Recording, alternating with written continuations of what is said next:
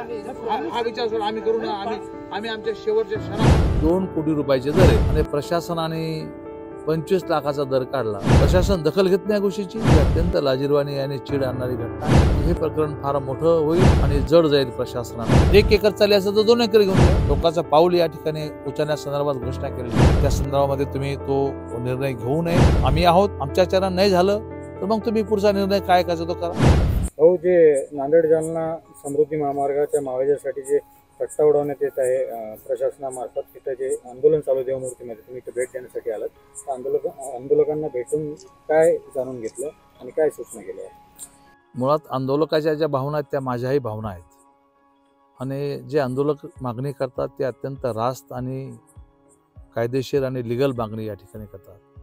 शहराच्या जवळ असणाऱ्या जमिनी आणि वडिलोपर्जित असणाऱ्या जमिनी हे काही त्यांनी इथून रस्ता चालला म्हणून घेतलेल्या जमिनी नाहीत. खरं तर त्या जमिनीला योग्य मोबदला मिळावा अशा प्रकारची त्यांची मागणी आहे. आता त्या भागामध्ये 2 कोटी रुपयाचे दर आहेत आणि प्रशासनाने 25 लाखाचा दर काढला. मला असं वाटतं की हा शेतकऱ्यावर होणारा अन्याय आहे. आणि दत्त आश्रमच्या बाजूची जमीन हे 25 लाखाने कोण कसं देईल? शहर त्याच्या पुढे गेलं, कोण कशी जमीन देईल? त्यामुळं मला असं वाटतं की इथल्या 150 शेतकऱ्यांनी आणि एक दैनिकाचे संपादक माननीय दिलीपजी राठी यांनी आत्मदहन करण्याच्या संदर्भातला इशारा प्रशासनाला दिलेला आहे. मी स्वतः माननीय जिल्हाधिकाऱ्यांशी बोललेलो आहे, मी पालकमंत्री महोदयाशी बोललेलो आहे, मी माननीय श्रीकांत शिंदे साहेबांशी बोललेलो आहे, मी 3दा फोन माननीय देवेंद्र फडणवीस साहेबांना केलेला आहे, एकनाथ शिंदे साहेबांना फोन केलेला आहे. दुर्दैवाने एकनाथ शिंदे साहेबांचं आणि देवेंद्रजी फडणवीस साहेबांचं बोलणं होऊ शकलं नाही, पण श्रीकांतजी शिंदे साहेबांचं बोलणं झालं, माननीय पालकमंत्री महोदयांचं बोलणं झालं, या ठिकाणी माननीय जिल्हाधिकारी साहेबांसोबत बोलणं झालं, माननीय पोलीस अधीक्षक साहेबांशी बोलणं झालं. यांना तातडीनं दखल घेतली पाहिजे. एखाद्या प्रकरणामध्ये 150 शेतकरी आत्मदहन करण्याचा इशारा देते आणि प्रशासन मात्र सुस्त बसतं. प्रशासन दखल घेत नाही गोष्टीची. ही अत्यंत लाजिरवाणी आणि चीड आणणारी घटना आहे. मला असं वाटतं की या संदर्भामध्ये तातडीनं पावलं उचलले पाहिजेत.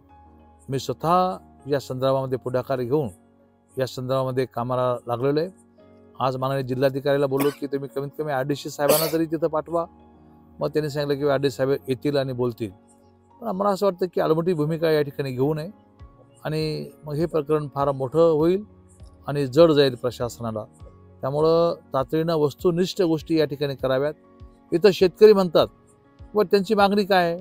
तुम्ही आमची जमीन घ्यायला लागले, चला घ्या, पण याच परिसरामध्ये आम्हाला तेवढी जमीन, जेवढी जमीन चालली तेवढी जमीन घेऊन द्या, 5 पट त्याच्या.